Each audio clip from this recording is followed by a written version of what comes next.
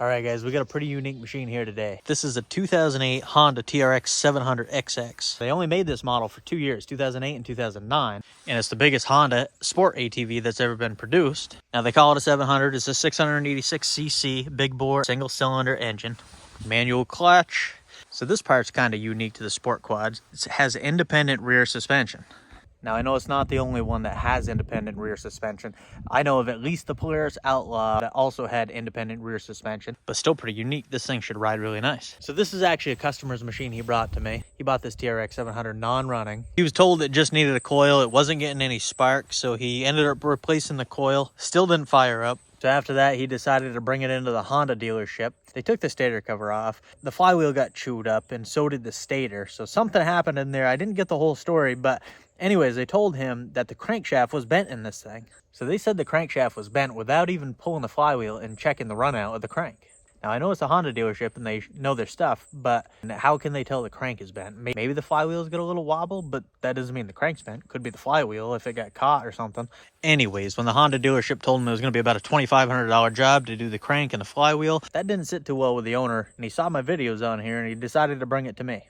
First thing I did was pull the stator cover off, check the run out of the crankshaft. Let's go ahead and pull the stator cover off. Honda already drained the oil, so I don't have to worry about that. They already had this off once.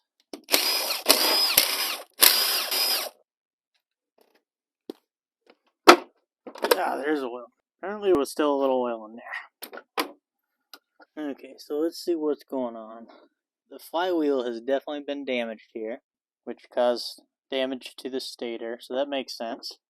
So is the crank actually bent? I don't know. Let's go ahead and pull the flywheel. Threads on that look screwed up. I don't feel like ruining my puller for a junk flywheel, so we'll do it a different way.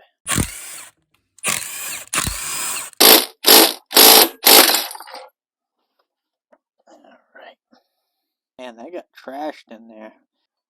Get that out of the way. With the flywheel removed, let's go ahead and check the run out. I'm on the very end of this taper here, so this is going to be the worst reading you're going to get. The further you're going to go in, the better the reading. As you can see, dial indicator zeroed out. Now, if our bearings are worn out a little bit, if I move this up and down, you'll see that dial indicator move, and it does not move at all. So that's a good sign. So I'm going to rotate this engine. Let's see, we're getting some movement in. I would call that 5/1000ths.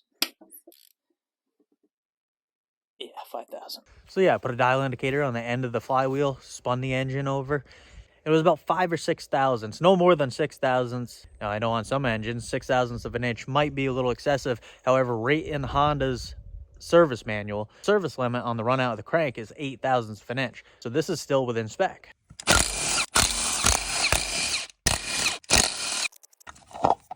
Out with the old. Okay, so now we'll go ahead and install our brand new stator. This is gonna go right there.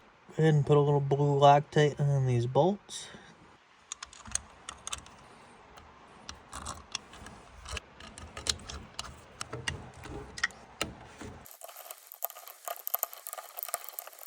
Alright, get a brand new flywheel here.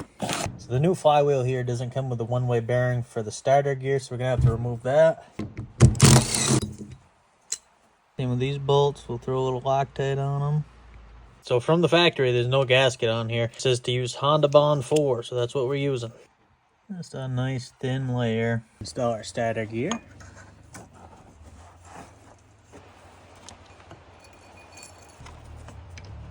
Need our keyway. And now finally our new flywheel can go on. Loctite the flywheel bolt. Now we'll go slap this back on. Go ahead and torque all these bolts down. Now all that's left to do is drain the rest of the oil out of that thing, fill it up, and fire it up. Pulled that engine drain plug. Look at that crush washer. I think that was a little over torqued, huh? We'll put a brand new one on there. Torque it to the correct 18 foot-pounds. Install our oil tank bolt.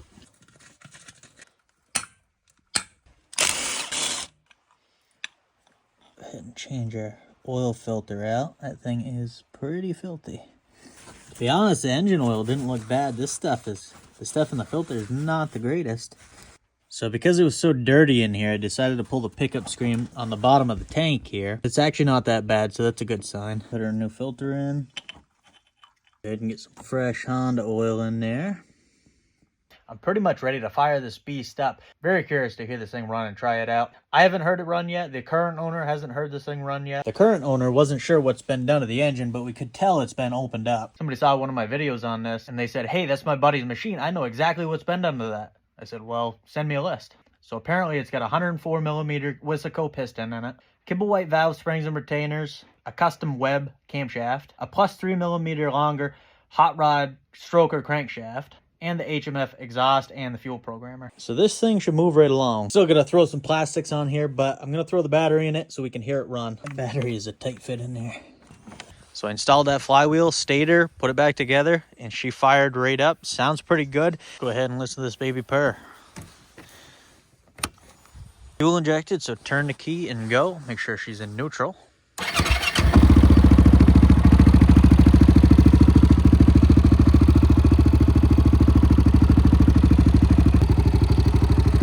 Does have that fuel programmer. Needs to be mounted somewhere. LED lights. This thing does have reverse. Pull this lever back and kick it down, and that's your reverse.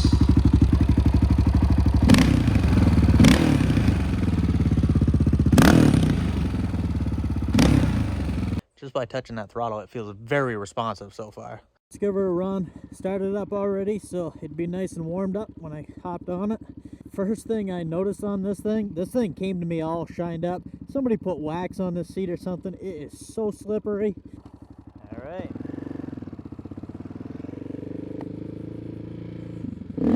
Very touchy throttle, nice response.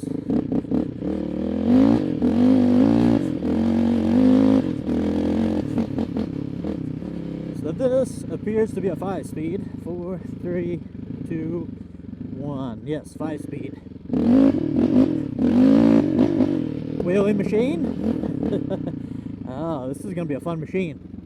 So the last sport machine I drove was a Honda. Oh man, yeah, I don't care for that. I'll show you what I'm talking about here. My foot keeps getting stuck in these nets when I go to shift. I mean, I barely took off on this thing. I think if I loosen that net, that'll help.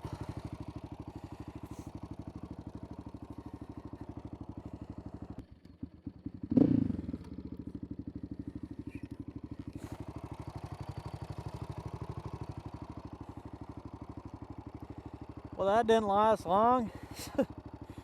I barely drove this thing. The cable broke on it. What the heck? Well, I'm gonna have to push it, pop it in gear, and drive it home at first, I guess. That sucks. Really wanted to try this thing out.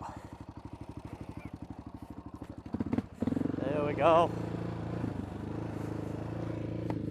Alright, we're back on this Honda today. I had to rig up the clutch. I don't have the new clutch cable yet, but I stole one off one of my old motorcycles that I don't use and just had to cut it so there was more cable.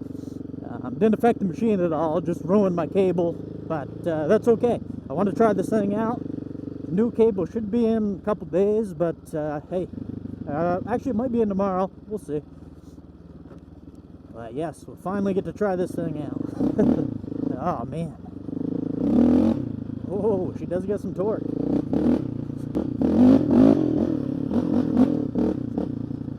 Yeah, I'm just not a fan of those nets. My foot gets caught into there. I guess if you lifted the shifter up some, that would prevent that. But I wanted to take the, I'm going to do a top speed run on this. This is not my machine, but the owner said try it out. He said do some videos, do some content, do a top speed run if you dare. So we're going to do that and see what we can get.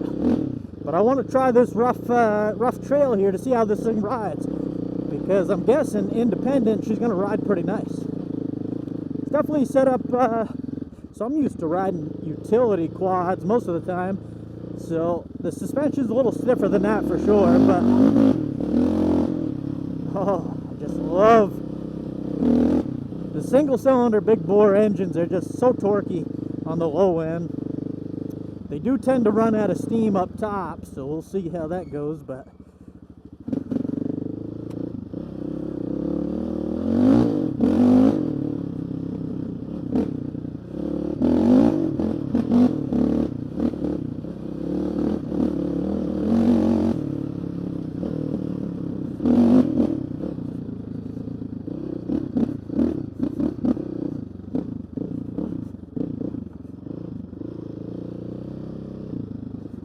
see which way are we gonna go. See, just you can literally just lug it up stuff like that and it goes. The last machine I rode, wow, it'd be a little easy on the throttle though. I see the last machine I rode, sport machine, was a Can-Am DS450, and yes, that thing had a ton of power, but you had to really open it up. It was high revving engine, and it liked to be opened up. It did not have this low end torque, which this takes some getting used to for sure when you're going slow.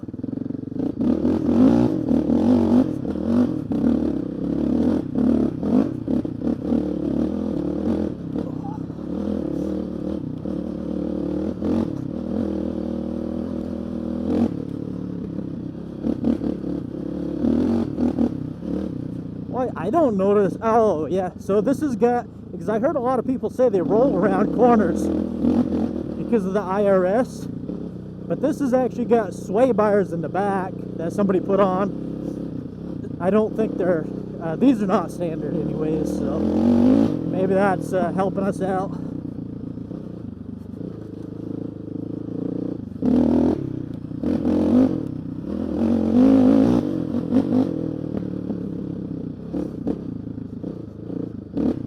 She's snappy.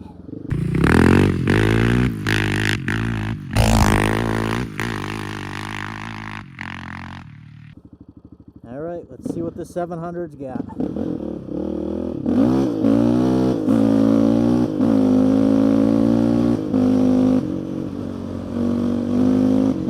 That's 50 right there.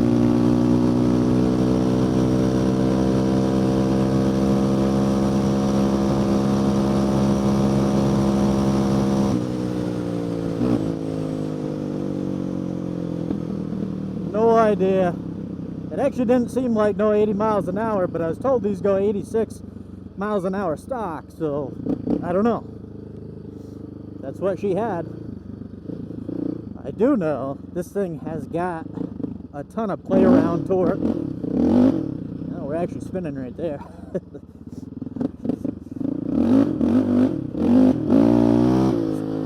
Oh yeah, second right there. This is third gear. Fourth gear she'll pick up too. Very little body English. She moves. I really want to see what that top speed is.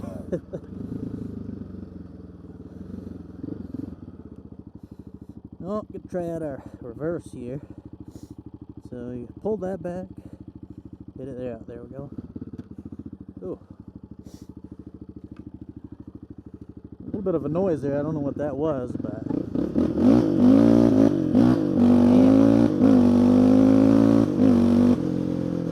well, I'll tell you what, that thing moves. However, I looked at the GPS, it didn't feel like no 86 miles an hour like they claim it'll go. Top speed on the GPS was like 73 miles an hour, so I don't know what's going on there. I'm told this has a stroker crankshaft, a custom web cam. I'm kind of wondering if that cam's made for low end, which took away from some of the top end. I don't know. Either way, it's a fast, fun machine for sure.